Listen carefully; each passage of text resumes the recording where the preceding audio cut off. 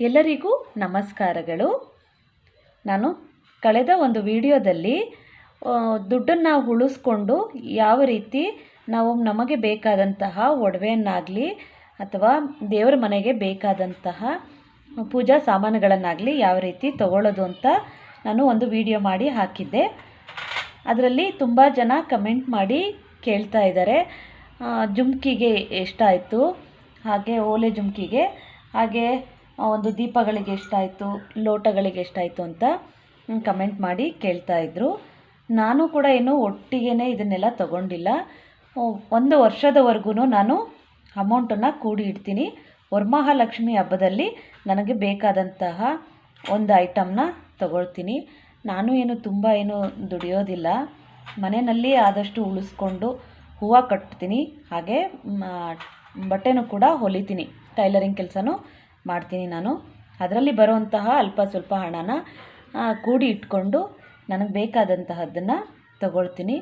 ಅದನ್ನು ಯಾವ ರೀತಿ ಅಂತ ನಾನು ಕಳೆದ ವಿಡಿಯೋದಲ್ಲಿ ಯಾವ ರೀತಿ ಅಮೌಂಟನ್ನು ಉಳಿಸ್ಕೊಳ್ಬೇಕು ಅನ್ನೋದನ್ನು ತಿಳಿಸಿದ್ದೀನಿ. ಆ ವಿಡಿಯೋನ ಚೆಕ್ ಮಾಡಿ. ಯಾರಿಗಾದರೂ ಹಣ ಉಳಿಸಿ ಈ ರೀತಿ ತಗೊಳ್ಬೇಕು ಅನ್ನೋ ಆಸೆ ಇದ್ದರೆ ಆ ವಿಡಿಯೋನ ನೋಡಿ, ನಿಮಗೆ ಹೆಲ್ಪ್ ಆಗ್ಬೋದು.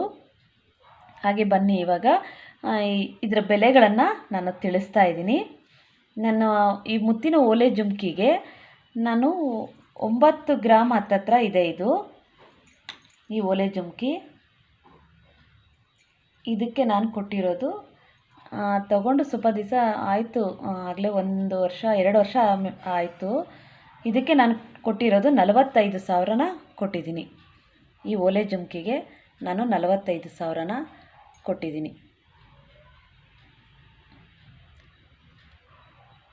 ಅಂದರೆ ಈ ಮುತ್ತಿನ ಓಲೆ ಜುಮ್ಕಿನ ಯಾರೂ ಮಾಡಿಸ್ಕೊಳ್ಬೇಡಿ, ತುಂಬ ಇಷ್ಟ ಇದ್ದರೆ ಮಾತ್ರ ಮಾಡಿಸ್ಕೊಳ್ಳಿ.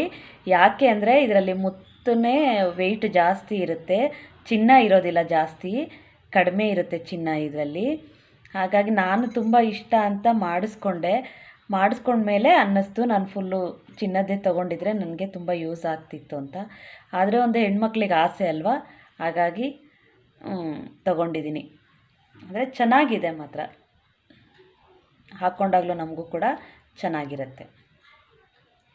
ಹಾಗೆಯೇ ನಾನು ಈಗ ಹೊಸ ವರ್ಷದ ದಿನ ಈ ಬೆಳ್ಳಿ ಐಟಮ್ನ ಒಂದು ಚಿಕ್ಕದನ್ನು ತಗೊಂಡೆ. ಈ ಮೂಗ್ಬಟ್ಟನ್ನು ಕೂಡ ತಗೊಂಡಿದ್ದೆ, ಕಳೆದ ವಿಡಿಯೋದಲ್ಲಿ ಇದನ್ನು ಕೂಡ ತಿಳಿಸಿದ್ದೆ. ಇದಕ್ಕೆ 800 ರೂಪಾಯಿ ಕೊಟ್ಟಿದ್ದೀನಿ. ಈ ಲೋಟಕ್ಕೆ 850 ಅಥವಾ 800 ರೂಪಾಯಿನೋ ಕೊಟ್ಟಿದ್ದೀನಿ ನಾನು. ಇದು ಚಿಕ್ಕದು, ಡೈಲಿ ದೇವ್ರ ಹತ್ರ ಹಾಲು ಇಡೋದಕ್ಕೆ ಅಂತ ನಾನು ತಗೊಂಡಿದ್ದೀನಿ. ಇದಕ್ಕೆ 1300 ರೂಪಾಯಿನೋ ಕೊಟ್ಟಿದ್ದೀನಿ ಈ ಮೂಗ್ಬಟ್ಟೆಗೆ. ಹಾಗೆಯೇ ಈ ಬೆಳ್ಳಿ ಕುಂಕುಮ ಬಟ್ಲಿಗೆ ನಾನು 3,500ರಿಂದ 4,000 ಹತ್ತತ್ರ ಕೊಟ್ಟಿದ್ದೀನಿ ಅನಿಸುತ್ತೆ. ನಾನು ವರ್ಷಕ್ಕೆ 1-2 ತಗೊಳ್ಳೋದು, ಜಾಸ್ತಿ ತಗೊಳ್ಳೋದಕ್ಕಾಗಲ್ಲ, ಹಾಗಾಗಿ ಸ್ವಲ್ಪ ಜ್ಞಾಪಕ ಇಲ್ಲ ನನಗೆ. ಇದಾಗಲೇ ಒಂದು ಸ್ವಲ್ಪ ದಿವಸ ಹಿಂದೆ ತೊಗೊಂಡಿರೋದು, 1 ವರ್ಷ 2 ವರ್ಷ ಹಿಂದೆ ತೊಗೊಂಡಿರೋದು.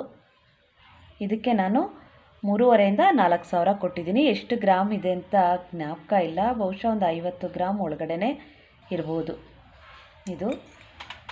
ಈ ಬೆಳ್ಳಿ ದೀಪಕ್ಕೆ ನಾನು ಕೊಟ್ಟಿರೋದು 7,000ರಿಂದ 8,000 ಅಂತ ಅಂದ್ಕೊಳ್ತೀನಿ. ಮಾತ್ರ ಗಟ್ಟಿಯಾಗಿ ಇದೆ ಇದು, ಚೆನ್ನಾಗಿದೆ.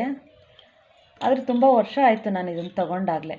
ಇದು ಹೆಸರು ಹಾಕಿರೋದು, ಗಟ್ಟಿಯಾಗಿದೆ, ಮಾತ್ರ ತುಂಬ ವರ್ಷದಿಂದ ಯೂಸ್ ಮಾಡ್ತಾಯಿದ್ದೀನಿ ನಾನು, ದೇವ್ರ ಹತ್ರ ಇಟ್ಟು ಏನೂ ಆಗಿಲ್ಲ, ಚೆನ್ನಾಗಿರುತ್ತೆ. ತುಂಬ ಹೊತ್ತು ಉರಿಯುತ್ತೆ, ನೋಡೋದಕ್ಕೆ ಇಷ್ಟೇ ಇದೆ. ಇದರಲ್ಲಿ ಎಣ್ಣೆ ಹಾಕಿದ್ರೆ ಸಣ್ಣಗೆ ಉರಿಯುತ್ತೆ ದೀಪ. ಇದಕ್ಕೆ ಬಂದು ಲೋಟಕ್ಕೆ ನಾನು 4,500 ಕೊಟ್ಟೆ ನಾನು. ಇದು 50 ಗ್ರಾಮ್ ಮೇಲೆ ಇದೆ. ಇದು ಎಲ್ಲನೂ ಹಾಲ್ ಮಾರ್ಕೆ ತೊಗೊಂಡಿದ್ದೀನಿ ನಾನು. ಇವಾಗ ಬರ್ತಾ ಇದೆ ಇದು ಹಾಲ್ ಮಾರ್ಕು, ಮುಂಚೆ ಎಲ್ಲ ಬರ್ತಾ ಇರಲಿಲ್ಲ. ಇದು ಈಗ ಹೋದ ವರ್ಷ ವರಮಹಾಲಕ್ಷ್ಮಿಯಲ್ಲಿ ತೊಗೊಂಡಿರೋದು. 4,500 ಕೊಟ್ಟಿದ್ದೀನಿ. ಹಾಗೆ ಈ ಪ್ಲೇಟ್ಗೆ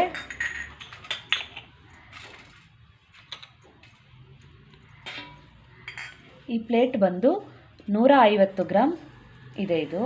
ಇದು ಕೂಡ ಈ ವರಮಹಾಲಕ್ಷ್ಮಿ ಹಬ್ಬದಲ್ಲಿ ನಾನು ತೊಗೊಂಡಿರೋದು. ನಾನೇನು ತುಂಬ ಜಾಸ್ತಿ ಬಳಸಿಲ್ಲ, ಒಂದು 2-3 ದಿನ ಬಳಸಿದ್ದೀನಿ ಅಷ್ಟೇ. ಹಬ್ಬದಲ್ಲಿ ಮತ್ತು ಒಂದೆರಡು ಸಾರಿ ಏನಕ್ಕೂ ಬಳಸಿದ್ದೀನಿ ಅಷ್ಟೇ. ಈಗ ಮೊನ್ನೆ ಧನುರ್ಮಾಸ ಪೂಜೆಗೆ ತೊಗೊಂಡಿದ್ದೆ, ಹಾಗೆ ತೊಳೆದು ಇಟ್ಟಿದ್ದೀನಿ. ನಾನು ಡೈಲಿ ಏನಿದನ್ನು ಇವಾಗ ಯೂಸ್ ಮಾಡ್ತಾ ಇಲ್ಲ. ಇದು ಕೂಡ 150 ಗ್ರಾಮ್ ಇದೆ. ಇದು 13,000 ಆಗಿದೆ. ಇದು 150 ಗ್ರಾಮ್ ಇದೆ. ಫುಲ್ಲು ಗಟ್ಟಿಯಾಗಿರಲಿ, ಆಮೇಲೆ ತುಂಬ ಡಿಸೈನ್ ಎಲ್ಲ ಇದ್ದರೆ ಕೊಳೆ ಕೂರುತ್ತೆ ಅಂತ ಹೇಳಿ ನಾನು ಎಲ್ಲನೂ ಪ್ಲೈನೇ ತೊಗೊಳ್ತೀನಿ. ನಮಗೆ ಡೈಲಿ ಯೂಸಿಗೆ ಬೇಕು ಇದು, ಆದರೆ ಇದು ಸದ್ಯಕ್ಕೆ ಇಟ್ಟಿಲ್ಲ ನಾನು. ಸ್ವಲ್ಪ ದಿನ ಆದಮೇಲೆ ನಾವು ಇಡೋಣ ಅಂತ ಅಂದ್ಕೊಂಡಿದ್ದೀನಿ. ಎಲ್ಲ ಒಂದು ಸೆಟ್ ಆದಮೇಲೆ ಬೆಳ್ಳಿ ಐಟಮ್ನ ಇಡೋಣ ಅಂತ ಅಂದ್ಕೊಂಡಿದ್ದೀನಿ.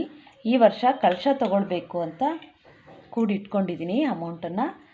ಕಳಶ ಎಲ್ಲ ತೊಗೊಂಡ ನಂತರ ಇದನ್ನೆಲ್ಲ ಒಟ್ಟಿಗೆ ಯೂಸ್ ಮಾಡಬೇಕು ಅಂತ ಅಂದ್ಕೊಂಡಿದ್ದೀನಿ. ಇದು ಪ್ಲೇಟು ಕೂಡ ಪ್ಲೈನೇ ತೊಗೊಂಡಿದ್ದೀನಿ. ಇದರಲ್ಲಿ ಈ ರೀತಿ 3 ಸೈಡು ಇದಕ್ಕೆ ಈ ರೀತಿಯಾಗಿ ಕೊಟ್ಟಿದ್ದಾರೆ. ಪ್ಲೈನ್ ಇದ್ದರೆ ತೊಳೆಯೋದಕ್ಕೂ ನಮಗೆ ಈಸಿ. ಇದನ್ನು ನಾನು ವಾಶ್ ಮಾಡೋದನ್ನು ಕೆಲವರು ಕಮೆಂಟ್ ಮಾಡಿ ಕೇಳ್ತಾಯಿದ್ರು, ಇಷ್ಟು ಚೆನ್ನಾಗಿದೆ ಯಾವುದರಲ್ಲಿ ಕ್ಲೀನ್ ಮಾಡ್ತೀರಾ ಅಂತ.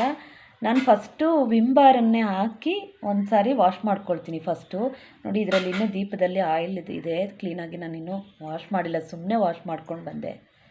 ನಾನು ಫಸ್ಟು ವಿಮ್ ಬಾರಲ್ಲಿ ಕ್ಲೀನ್ ಮಾಡ್ಕೊಳ್ತೀನಿ. ಆನಂತರ ಸಬೀನಾನ ಹಾಕಿ ಅದರಲ್ಲಿ ಚೆನ್ನಾಗಿ ಉಜ್ಜುತ್ತೀನಿ. ಈ ಉಜ್ಜೋವಾಗ ಇದರಿಂದ ಕಪ್ಪುಗೆ ಬರಬೇಕು. ಆ ರೀತಿ ಬರೋವರೆಗೂ ಚೆನ್ನಾಗಿ ಉಜ್ಜಿದ್ರೆ ಈ ರೀತಿ ಚೆನ್ನಾಗಿ ವಾಶ್ ಆಗುತ್ತೆ. ಈ ರೀತಿ ಬೆಳ್ಳಗಿರುತ್ತೆ.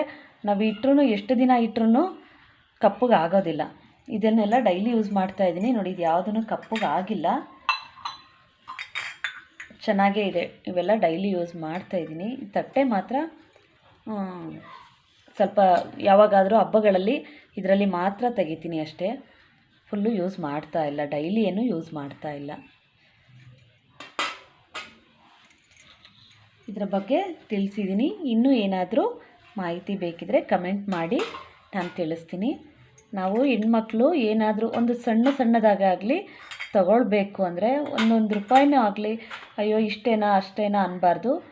10 ರೂಪಾಯಿ ಇದ್ದರೆ 10 ರೂಪಾಯಿನೂ ಸಹಿತ ಎತ್ತಿ ಇಟ್ಕೊಂಡು ನಾವು ಮಾಡಿದ್ರೆ, ಕೂಡಿಟ್ಕೊಂಡ್ರೆ ಈಗ ನಮ್ಗೆ ಬೇಕಾದಂಥದ್ದನ್ನು ನಾವು ತೊಗೊಳ್ಬೋದು.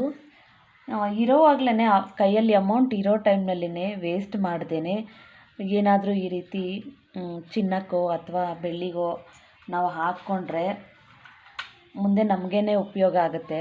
ನಾನು ಇಷ್ಟು ವರ್ಷ ನಾನು ಬೆಳ್ಳಿ ಬಂಗಾರ ಏನನ್ನೂ ತೊಗೊಂಡಿಲ್ಲ. ನನ್ನ ಹತ್ರ ಇರೋದು ಇಷ್ಟೇ. ನಾನು ಬೇರೆ ಏನನ್ನೂ ನಾನು ತೊಗೊಳ್ಳಿಲ್ಲ. ಈ ಬಳೆನ ನೋಡಿ ಕೆಲವರು ಕಮೆಂಟ್ ಹಾಕಿದರು ನನಗೆ, ಇದು ಚಿನ್ನದ್ದು ಬಳೆ ಎಷ್ಟು ಗ್ರಾಮ್ ಇದೆ ಅಂತ ಒಬ್ಬರು ಹಾಕಿದರು.